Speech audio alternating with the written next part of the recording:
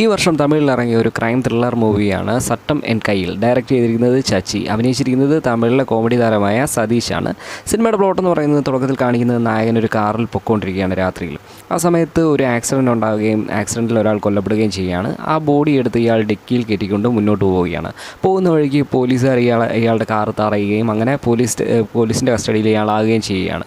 പക്ഷേ ഇയാളുടെ വണ്ടിക്കുള്ളൊരു ബോഡി ഉണ്ടെന്ന് പോലീസുകാർക്ക് അറിയത്തില്ല. വേറെ പല കേസുകളിൽ കുടുക്കി പോലീസുകാർ ഇയാളെ അറസ്റ്റ് ചെയ്യുകയും അതിനുശേഷം നടക്കുന്ന സംഭവങ്ങളൊക്കെ ബേസ് ചെയ്ത് പോകുന്ന ഒരു സ്റ്റോറിയാണ്. അതിൻ്റെ കൂട്ടത്തിൽ തന്നെ അവിടെയുള്ള രണ്ട് പോലീസുകാരുടെ ഈഗോയും അങ്ങനെയൊക്കെ ബേസ് ചെയ്ത് പോകുന്ന ഒരു ക്രൈം ത്രില്ലർ മൂവിയാണ്. ചെറിയ ചെറിയ ട്വിസ്റ്റുകളൊക്കെ വെച്ച് പോകുന്ന ഒരു ഡീസൻറ്റ് ത്രില്ലർ മൂവി തന്നെയാണ്. ടെക്നിക്കലി വലിയൊരു സംഭവമൊന്നും അല്ലെങ്കിൽ പോലും നല്ലൊരു രസമുള്ളൊരു എൻഗേജിങ് ആയിട്ടുള്ളൊരു ത്രില്ലർ മൂഡിൽ പോകുന്നൊരു സിനിമയാണ്.